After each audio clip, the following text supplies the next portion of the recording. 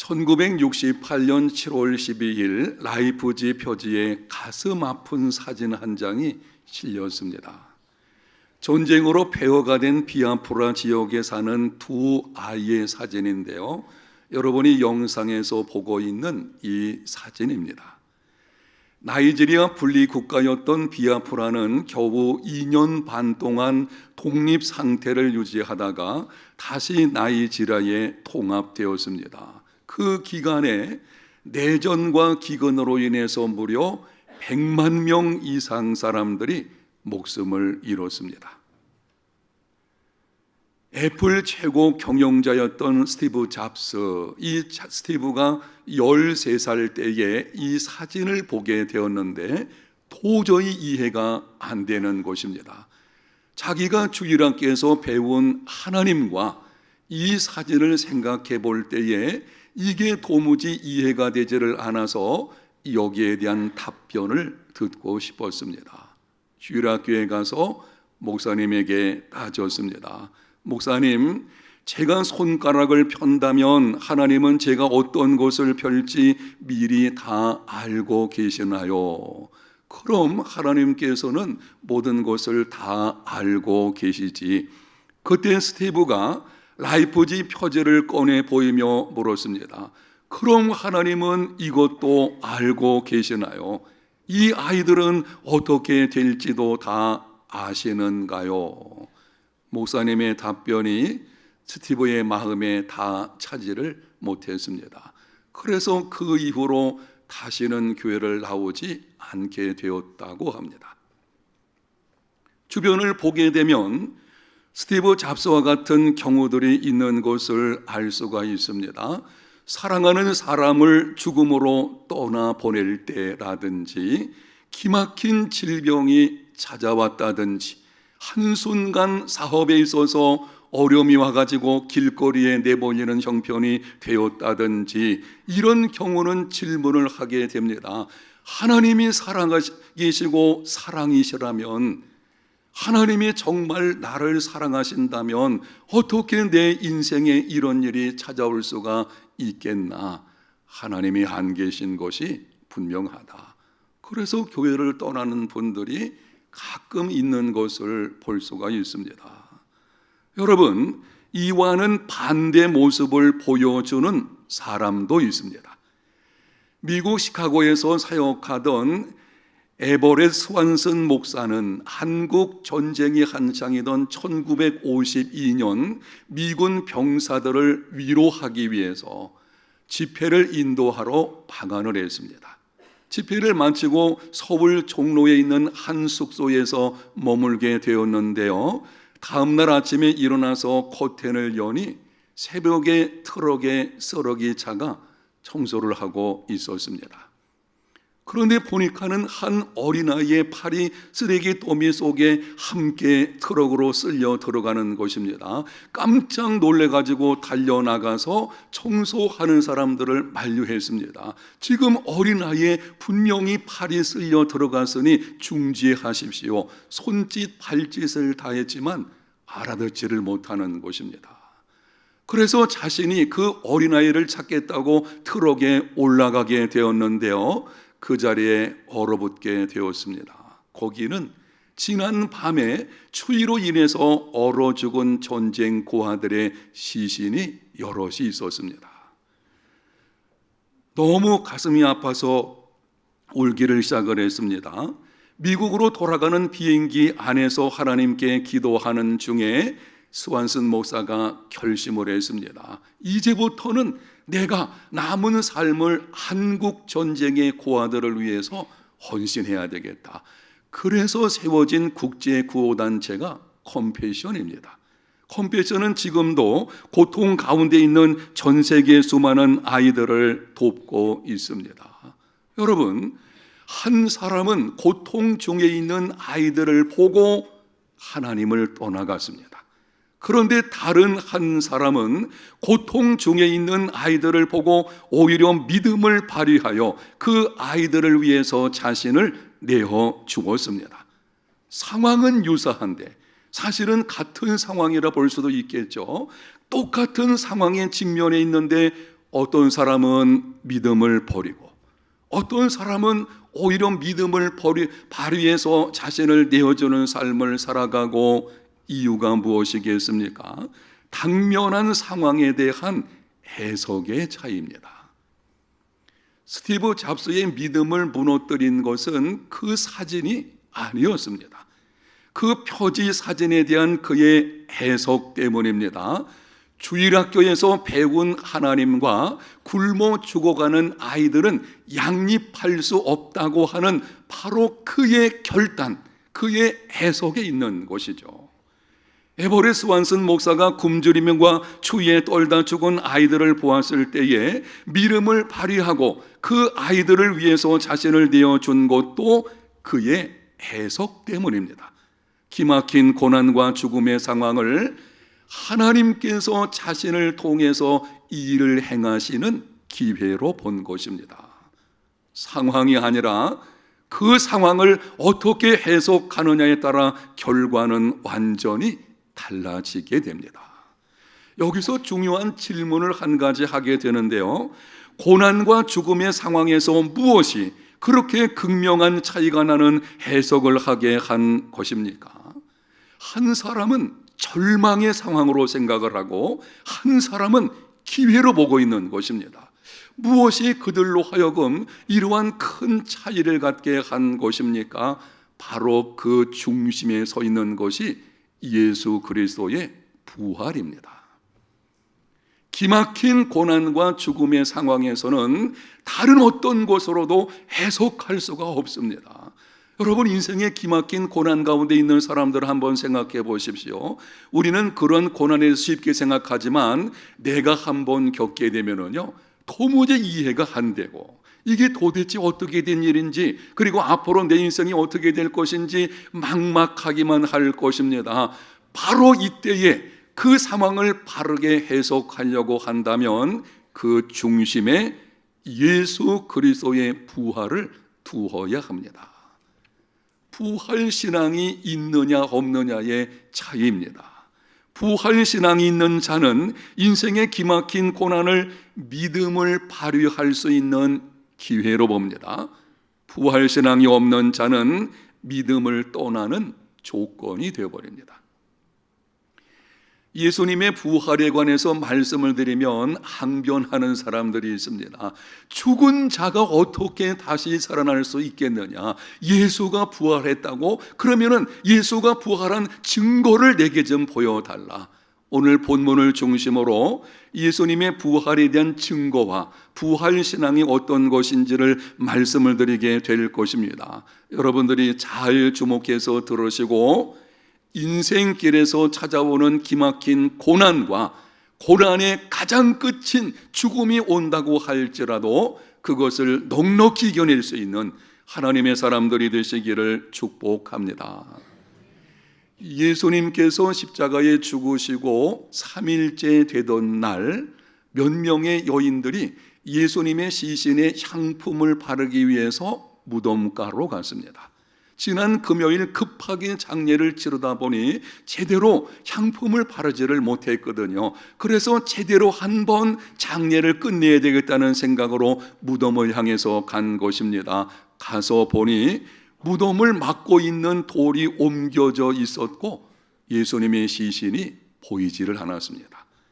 깜짝 놀란 막달라 마리아는 예수님의 두 제자 베드로와 요한에게 달려갔습니다. 그리고 말을 하기를, 우리 주님의 시신을 누가 훔쳐간 것 같은데 어디 있는지 도무지 알 수가 없습니다. 소식을 들은 베드로와 요한이 예수님의 무덤가로 달려갑니다.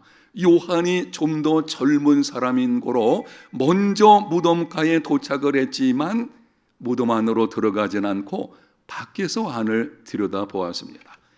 베드로는 여러분이 아시는 것처럼 성격이 급한 사람이었거든요. 도착하자마자 그냥 무덤 속으로 쑥 들어가서 보게 되었는데, 오늘 본문 5절과 6절에 이렇게 기록을 합니다. 구부려 세마포 놓인 것을 보았으나 들어가지는 아니하였더니 시몬 베드로는 따라와서 무덤에 들어가 보니 세마포가 놓였고, 여기 말씀에 보았다라고 하는 단어가 두 개가 있는데요. 이 두 개의 단어에 의미상의 중요한 차이점이 있습니다. 앞에 보았다라고 하는 말의 헬라어는 블레포라고 하는 것인데요. 별 생각 없이 본다라는 뜻입니다. 요한이 무덤에 도착을 해가지고 밖에서 예수님의 무덤을 보는데 그냥 별다른 생각이 없이 보고 있는 것입니다.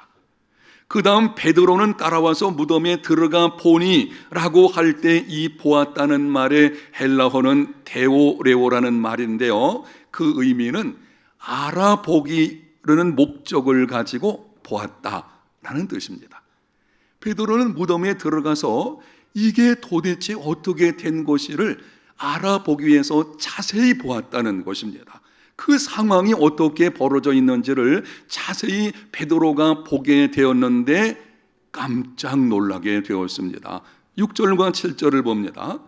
시몬 베드로는 따라와서 무덤에 들어가 보니 세마포가 놓였고 또 머리에 쌌던 수건은 세마포와 함께 놓이지 않고 딴 곳에 쌌던 대로 놓여 있더라.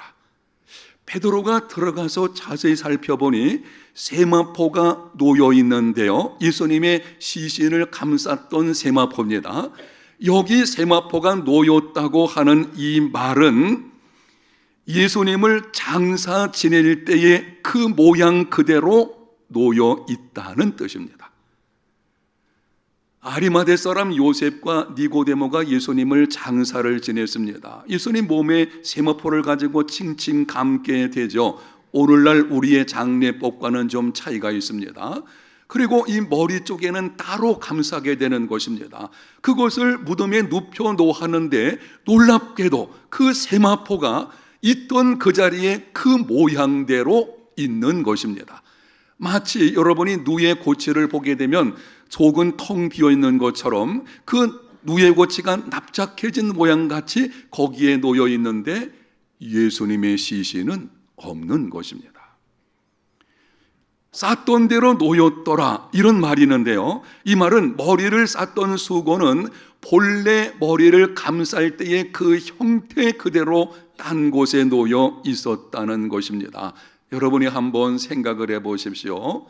누군가 대적들이 예수님의 시신을 훔쳐갔다면 굳이 수의를 벗겨놓고 갈 이유가 없겠죠. 3일이 지났으니 쉽게 부패하게 될 것인데 그걸 세마포를 벗겨놓고 갈 이유가 없을 것입니다. 예수님의 제자들 중에 누가 와가지고 시신을 훔쳐갔다고 한다면 왜 불경하게 수의를 벗겨서 알몸으로 모셔가겠습니까? 더군다나 그 급한 상황 속에서 그걸 다 벗겨놓고 갔다면 세마포가 흩어져 있어야 정상이죠. 그런데 그렇지 않은 것입니다. 혹 예수님이 기절했다가 깨어난 것이라면 수의가 갈기갈기 찢겨져 있었을 것입니다. 몸을 칭칭 동력에 믿기 때문에 속에서는 그거를 풀을 수가 없어요. 결국 나오려고 한다면 찢고 나와야 될 것이죠. 여러분, 그는 놀랍게도 장사 지낼 때의 그 모양 그 자리에 그대로 있는데 예수님의 시신만 없는 것입니다. 이것을 어떻게 설명할 수가 있겠습니까? 거기에 대한 대답은 한 가지뿐입니다. 예수님께서 부활하셨습니다. 예수님의 부활의 몸은 초자연적인 몸이시기 때문에 물체를, 이 시공간을 초월하는 거예요. 물체를 그냥 통과하게 되어지는 것입니다. 예수님께서 다시 살아나셔서 세마포를 그냥 뚫고 그 몸이 나오게 되신 것입니다. 신약성경 사도행전 3장을 보게 되면 베드로와 요한이 기도하기 위해서 성전에 올라가고 있었습니다. 성전 미문에 나면서부터 앉은, 요새는 그 말씀은 안 되죠. 나면서부터 다리가 불편한 사람이 거기 앉아 있었습니다. 늘 구걸하던 사람인데요. 베드로와 요한을 보고 구걸을 합니다. 한 푼 주세요. 그때 베드로와 요한이 그를 주목하여 보고 우리를 보라. 그 사람이 뭔가 좀 얻기 위해서 바라볼 때에 베드로가 말을 합니다. 은과 금은 내게 없거니와 내게 있는 이것을 내게 주노니 나사렛 예수 그리스도의 이름으로 일어나 걸으라. 오른손을 잡아 일으키니 팔과 발목에 힘을 얻어가지고 벌떡 일어나더니 성전으로 들어가며 뛰기도 하며 걷기도 하며 하나님을 찬송했습니다. 사람들이 그 사람이 성전 미문에 앉아있는 사람인 걸 알고는 깜짝 놀라서 베드로와 요한을 주목할 때에 베드로가 이렇게 말을 했습니다. 그 이름으로 을을 믿음으로 그 이름이 너희가 보고 아는 이 사람을 성하게 하였나니 예수로 말미암아 난 믿음이 너희 모든 사람 앞에서 이같이 완전히 낫게 하였느니라. 자기들 힘으로 됐다는 것이 아니죠. 지금 당신들이 우리를 주목하고 있는데 이 사건은 우리의 능력으로 된 것이 아니고 예수 이름의 능력으로 되었다고 하는 것입니다. 성경을 보게 되면 예수 이름의 능력에 관해서 반복하고 또 반복해서 말씀을 합니다. 사도행전 2장 21절 누구든지 주의 이름을 부르는 자는 구원을 받으리라. 사도행전 16장 18절 바울이 귀신에게 이르되 예수 그리스도의 이름으로 내가 네게 명하노니 그에게서 나오라 하니 귀신이 즉시 나오니라. 야고보서 5장 14절 너희 중에 병든 자가 있느냐 그는 교회 장로들을 청할 것이요 그들은 주의 이름으로 기름을 바르며 그들을 위해서 기도할지니라. 예수 이름으로 구원받고 예수 이름으로 귀신이 쫓겨나고 예수 이름으로 병든 자가 고침받고 예수 이름이 도대체 어떤 것이기에 일어난 일들이 일어나고 있는 것입니까? 여러분 오늘날에도 예수 이름으로 구원받습니다. 우리가 예수 이름으로 기도할 때에 기도의 응답을 받는 것을 보게 됩니다. 예수 이름으로 병 고침 받는 역사도 일어나고 있습니다. 왜 이런 일이 일어나는 것입니까? 예수님은 죽은 자들 가운데서 부활하심으로 지금도 살아계셔서 그분은 지금도 살아계셔서 하늘과 땅의 모든 권세를 가지고 통치하시는 분이시기 때문입니다. 제가 여기 계란을 들고 보겠는데요, 여러분이 끝나고 나서 교회에서 매년 준비해드리는 이 부활절 기념 계란을 받아가십시오. 제가 이 계란을 여러분 중에 한 분에게 부탁을 하기를, 집사님 이 계란 오늘 참석하지 못한 아무개 성도님에게 좀 가져다 주시면 좋겠습니다. 그러면은 그 계란을 그 성도에게 가지고 가서 말할 것입니다. 성도님, 담임 목사님께서 이것을 선물로 주셨으니까 받으십시오. 아무 문제가 없습니다. 맞죠? 그런데 이후에 제가 죽었어요. 죽은 후에 한 10년쯤 지난 후 제가 무슨 유언을 한 것도 아닙니다. 그런데 여러분 가운데 한 사람이 부활절에 받은 계단을 가지고 어떤 성도님을 찾아가서 말하기를, 성도님이고 심우선 목사님이 주셔서 가져온 것입니다. 여러분 어떤 일이 벌어지겠습니까? 틀림없이 아마 정신 이상인 사람으로 보겠죠. 왜 그런가요? 살아있을 때는 그 이름이 능력이 있지만, 살아있는 동안에는 그 이름으로 행사가 진행될 수 있지만 죽은 자에게는 능력 없습니다. 죽은 자의 이름을 가지고 우리가 어떻게 무슨 행사를 할 수가 있겠습니까? 세상에 여러 종교들이 있는 것을 보게 되는데요, 그 종교의 창시자 이름으로 어떤 능력을 행한다 하는 것은 오직 예수님 뿐입니다. 제가 알고 있는 범위 안에서, 제가 깊이 들어가 보진 않았지만 제가 알고 있는 범위 안에서, 예를 들면 불교에서 석가모니 이름으로 명하노니 귀신아 나가라 라든지, 마음의 이름으로 명하노니 병든 자 일어나라, 저는 이런 말 한 번도 들어본 적이 없거든요. 왜 그렇습니까? 왜 이름으로 사용하지 않는 것입니까? 죽은 자 가운데 있거든요. 그러나 예수 그리스도는 죽으신 지 3일 만에 다시 살아나셔서 지금도 하늘과 땅의 모든 권세를 가지고 통치하시는 분이신 줄로 믿습니다. 그분이 살아계시기 때문에 그분의 이름에 능력이 있는 것입니다. 예수님의 부활과 관련해서 사도 바울이 고린도 교회에 보내는 서신에서 이렇게 말씀을 합니다. 그러나 이제 그리스도께서 죽은 자 가운데서 다시 살아나사 잠자는 자들의 첫 열매가 되셨도다. 예수님께서 죽은 자 가운데서 다시 살아나신 것이 어떤 의미를 가지고 있느냐 하면, 잠자는 자들, 성경은 죽은 자를 잠잔다 이렇게 표현하거든요. 이 말씀에서는 예수 믿고 죽은 자를 가리키는 것입니다. 예수 믿고 죽은 자들의 첫 열매가 되셨다. 첫 열매는 대표의 의미를 가지고 있습니다. 지금은 그렇게 하는지 모르겠는데, 제가 학교를 졸업할 때만 해도 졸업생 대표로 송사를 하게 되어지죠. 그 송사할 때 그 대표가 하는 송사는 졸업생 전체가 하는 것이 포함되어 있는 것입니다. 예수님의 부활은 예수님 안에 있는 예수 믿는 모든 사람들의 부활의 보증이 되어지는 것입니다. 예수 믿는 사람이 죽게 되면 그 영혼은 천국으로 들어가게 되고 몸은 땅으로 들어가서 썩게 됩니다. 그것으로 끝나지 않습니다. 장차 주님께서 다시 오시는 날이 있게 될 것이고, 그날에 땅으로 들어가서 썩었던 몸이 다시 부활하게 될 것입니다. 아니, 어떻게 그런 일이 가능하겠습니까? 하나님께서는 하실 수 있는 것이죠. 예수님을 죽은 자 가운데서 부활하셨던 그 능력이 예수 믿는 사람들 속에 역사함으로 말미암아 죽었어도 그 몸이 주님 오시는 날 다시 살아나게 될 것입니다. 신령한 몸으로 살아나게 될 바로 그거, 우리에게는 부활의 소망이 있는 것입니다. 정리해서 드리면 이렇습니다. 예수님의 부활은 역사적 실제 사건입니다. 부활의 과거입니다. 부활하신 예수님은 지금도 살아계셔서 역사하십니다. 부활의 현재입니다. 예수님의 부활은 예수님을 믿는 자들 부활에 대한 보증입니다. 부활의 미래입니다. 이 부활의 과거와 현재와 미래를 믿는 믿음이 부활신앙입니다.